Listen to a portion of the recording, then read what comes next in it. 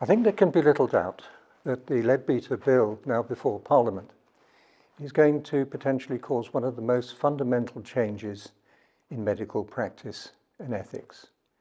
Within NHS legislation, since the Labour government created the health service, there's been a part of the bill which has talked about the process of providing services to better people's health. However, in the Bill Committee, Kim Leadbeater brought forward a measure, an amendment to change the whole premise of the health service and to now put it on a path in which to facilitate death. This is a major change. Of course, that then meaning that people will have a right to die in health services.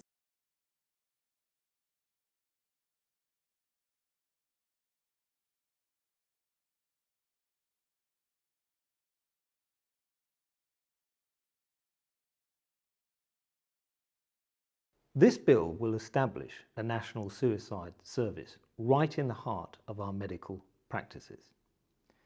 That means that doctors will agree with certain patients in their assessment of their lives as no longer worth living.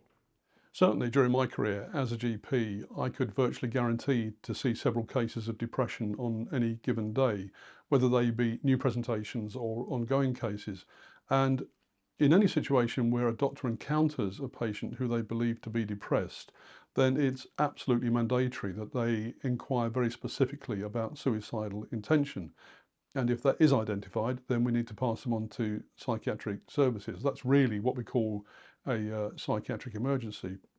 It seems really important to me as somebody who has clinical experience in psychiatry that if a doctor comes across a patient who is experiencing suicidal ideation, that doctor would take care to try to understand what the factors are that are contributing to that patient's suicidality and be able to offer that patient help and support to be able to address those factors so that perhaps the patient doesn't feel suicidal anymore.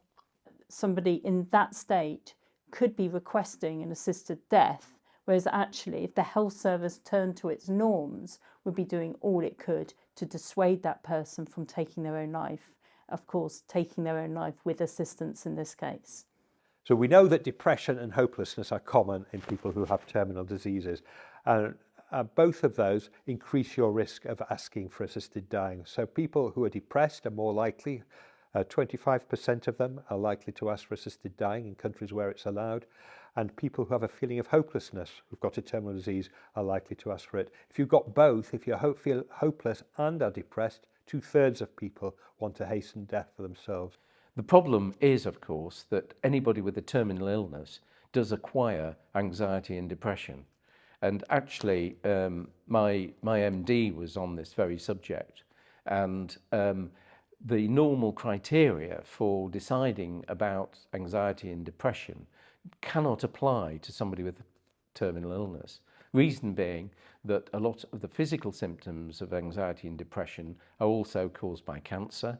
Cancer also changes the levels of neurotransmitters which influence depression. And also, it's really quite rational to be depressed knowing you're going to die. As palliative care specialists point out to us, looking after a dying person involves managing symptoms on many different levels, including the psychological. And given that we are aware that a patient with terminal illness may very likely become depressed and subsequently develop suicidal ideation, should we not be treating those patients for depression just like anybody else who doesn't have a terminal illness? Yes, of course we should. My own view was, and this arose out of my early work, was that the symptoms of depression should be treated like the symptoms of pain. And it's perfectly reasonable to use antidepressants, providing they have a side effect profile that isn't antagonistic to the other symptoms that somebody's suffering. The outcome of treating people who've self-harmed is actually very good, and so almost all of them actually change their mind and are pleased again to live once they've been treated. So actually, I really do not want to take away the stepping stones that go to recovery for people who are suicidal by seeing legislation on assisted dying. Doctors do all they can, and particularly in patients who are trying to commit suicide. There's so much support available. The doctors are working to put the patient back in a proper mental state, to value the life that they've got. Well, government has got a very clear process. There's a strategy around suicide prevention. It's very much at the core of the work of the minister who's been sitting on the bill committee voting to support assisted suicide. I believe he's been really conflicted, or that is a conflicted position, and I do think he should have recused himself during that bill process. I cannot imagine what it would be like to make a referral to a psychiatrist to help and support somebody who has made an attempt on their own life, only for that psychiatrist to turn around and say, yes, in this particular case, I think they ought to take their own life.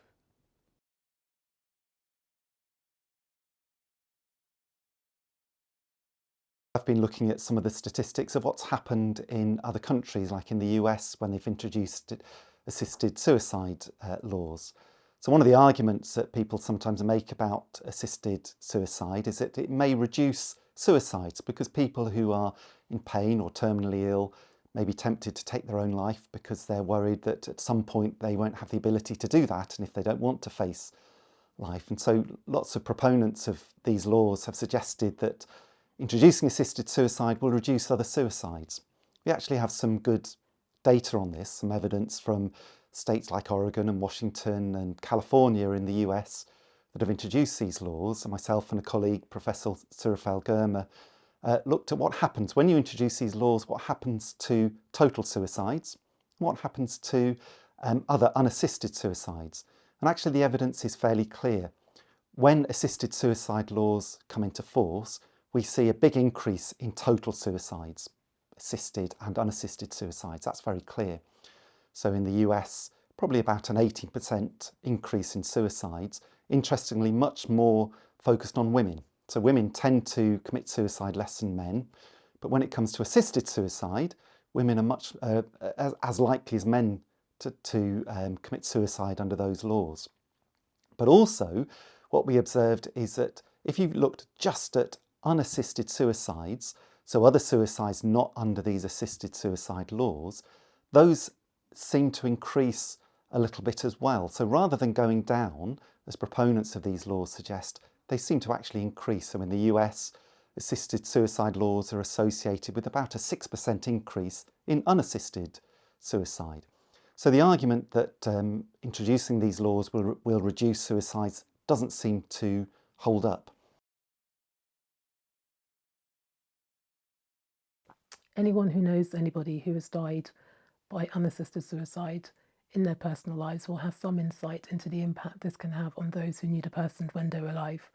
I would strongly recommend anyone who's considering introducing a law into a country, if there's a risk that such a law may increase the rates of unassisted suicide or undermine suicide prevention work being done, to really think again about introducing such a law. In my experience of dealing with families where there has been a suicide, there's a definite before and after. They never quite get over this event. They're never quite the same again. And often they're haunted by regrets, ideas that perhaps they should have, why didn't I make that phone call? Why didn't I listen more? Why didn't I spot the warning signs? And I can't imagine that families who've engaged with assisted suicide will be any less prone to remorse and regret in the future. Once the reality of what's happened actually sinks in, that their relative's life was actually taken willfully, even though in a legalised sense, the impact of that in years to come may be quite profound. Of all the discussion that's taken place about this bill, I haven't seen anything which reflects the impact of assisted suicide on children. Now, it's going to have an impact, and it's going to be devastating. This is the sort of thing which a child will never really get over if it affects their own family. So let's bear that in mind.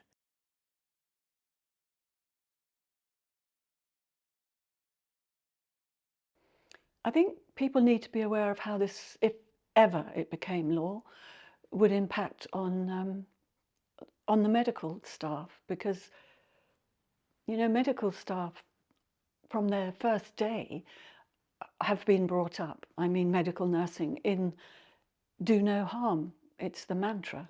What is it going to mean to those thinking about going into medicine and nursing, knowing that under some circumstances they would be directly and deliberately taking the lives of patients, the elderly, the frail, those with terminal illnesses?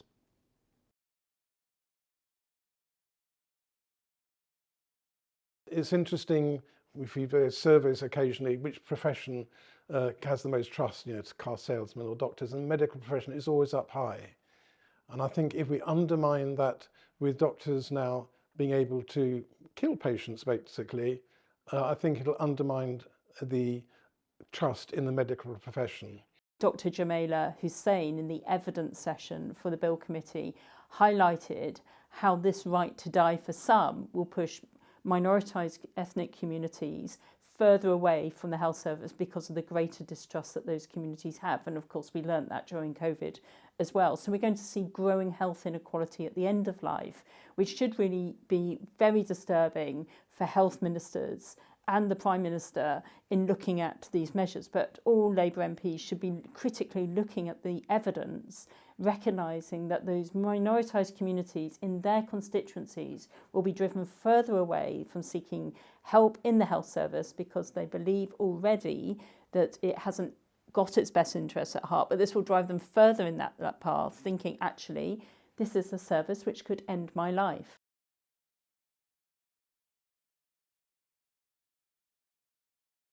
The doctors have to declare that a patient is terminally ill with a prognosis of 6 months.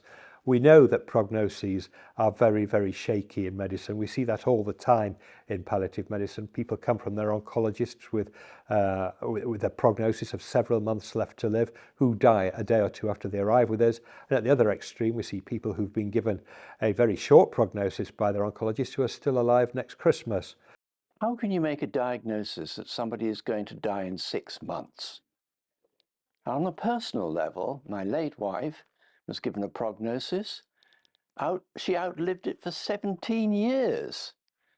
Really, there are only 2 or 3 ways of deciding how long somebody's going to live with a terminal illness. Either you just make a guess by clinical impression. This is the least reliable and is hardly better than chance in point of fact when it's looked at. The other is to look at the distribution of survival times in patients with the same condition as the one in front of you. And there we talk about life expectancy. Life expectancy is the point at which half that population have died. So by definition, half the people half the population with a given disease live beyond their life expectancy. It's also quite counterintuitive. If you have a disease with a life expectancy of 12 months and you survive 6 months, then most people would think they've got another 6 months to live. But in fact, they still have 12 months as their life expectancy. And that's because populations of sick people die at an exponential rate. The population declines in a curve with a long tail. And in fact, in palliative care, the exponent changes, it gets longer. The longer you live in palliative care, the longer you're going to live in palliative care. It's a very counterintuitive fact, but it's true. The studies have been done to look at this, and they do show that prognosis is only right in about a third of times when it's done by palliative care doctors, who are perhaps the experts in this. So the problem of prognostication is very difficult, and we have no guidance from the government at this point as to how doctors should view it.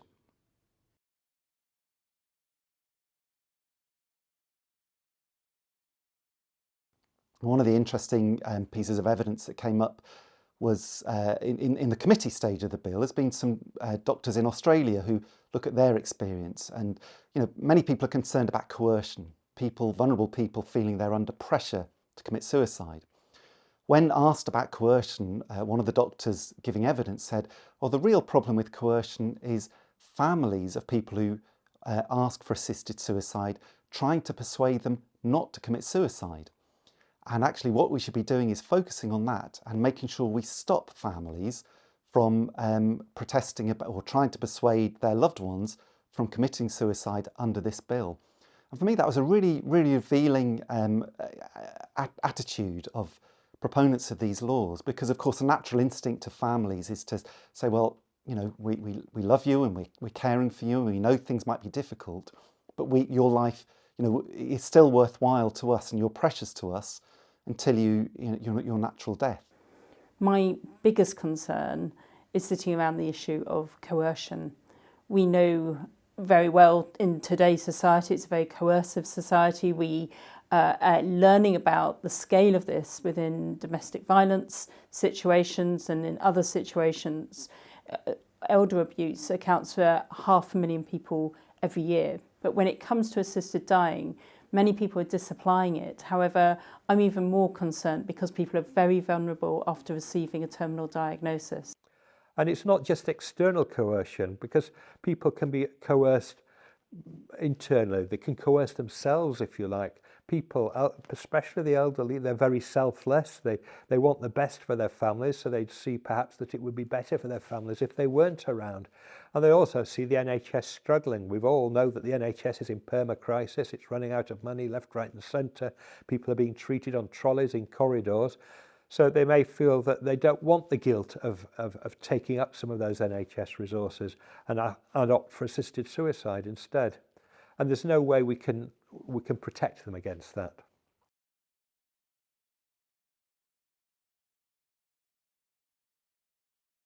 So if we're thinking to change the law on assisted suicide or euthanasia, we really need to look at what has happened in other countries which have done so.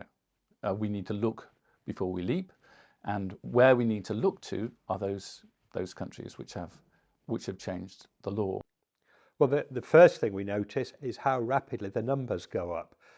In Canada, in Oregon, in the Netherlands, in Belgium, whichever you look at, and just take those for example, the numbers go up inexorably. In Canada, they've been going up at 30% per year, and already around 1 in 20 deaths there is due to assisted dying. That is euthanasia usually in Canada. It's the same sort of proportion in the Netherlands and in Belgium. And in those two countries, we think they're big underestimates. We know that there is underreporting there. Every doctor knows that there are patients who are not dying that suffer much more than patients who are dying.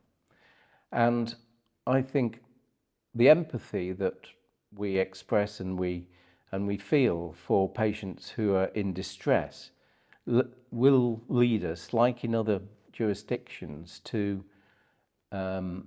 decide that the criteria can be widened to other things like a completed life, unbearable suffering, foreseeable death. In Canada, they've removed the need for you to have a terminal disease at all. You no longer have to have a disease that's going to reasonably, foreseeably kill you. So people are being euthanized for all sorts of reasons there. So each of these models, they have different problems. But what we see in all these different jurisdictions is that the numbers increase, the categories increase, and the cases of abuse increase.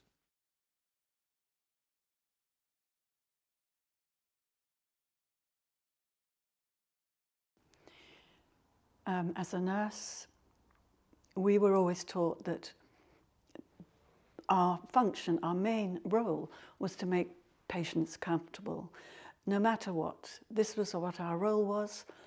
We are able to make patients comfortable, and no matter what, this is our overall aim, and it can be achieved, and it certainly was achieved in my experience of palliative care. There's no doubt that people do have pain caused by some of the conditions that they have, cancers and things like that. But with modern palliative medicine techniques, we can control the pain, the physical pain, but it's important not to just focus on that, because pain is always multifactorial. It always has psychological elements, social elements, unresolved problems within the family, spiritual elements. And you need to address all those points that go to make up what we call total pain, to help the patient in their suffering. I won't say we can get rid of every bit of pain, but we can get rid of people's distress and anguish. The reason that we have a few people, and it is a few, who have intractable symptoms is because of the woeful lack of research into palliative care. I mean, at one time, Marie Curie was the biggest funder of research into palliative care, except for the government. And we were only spending about $1.5 million or 2 million on it per year, which is absolute peanuts for research. There are so many questions that need answering. Yeah, so palliative medicine in the United Kingdom is the best in the world. Everywhere else recognises that. It's been put on a scientific and modern footing by Dame Cicely Saunders, who was a wonderful doctor in the middle of the last century. And she has a wonderful quote that explains the ethos of palliative care really well. And it goes as follows: "You matter because you are you, and you matter to the end of your life. And we will do all we can to not only help you die peacefully, but also to live until you die." And as you can see, that ethos is completely patient-centred, it's hopeful, and it accompanies the patient on their journey. We can't make light of death, but the bill would have us to believe that life is no longer worth living. In palliative care, we have the skills and expertise to alleviate symptoms and calm the fears of those suffering during their last phase of life. It doesn't make sense to take the lives of patients when we know we can help them live in a meaningful way until the end of their natural life. I had patients say, "I have never been happier in my life, even though I'm terminally ill, because of the care they received."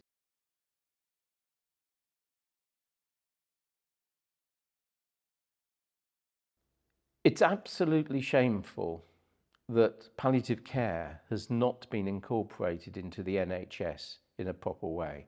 It's been left to charities to provide palliative care for the main part, and that's quite wrong because it's not integrated adequately into the health service.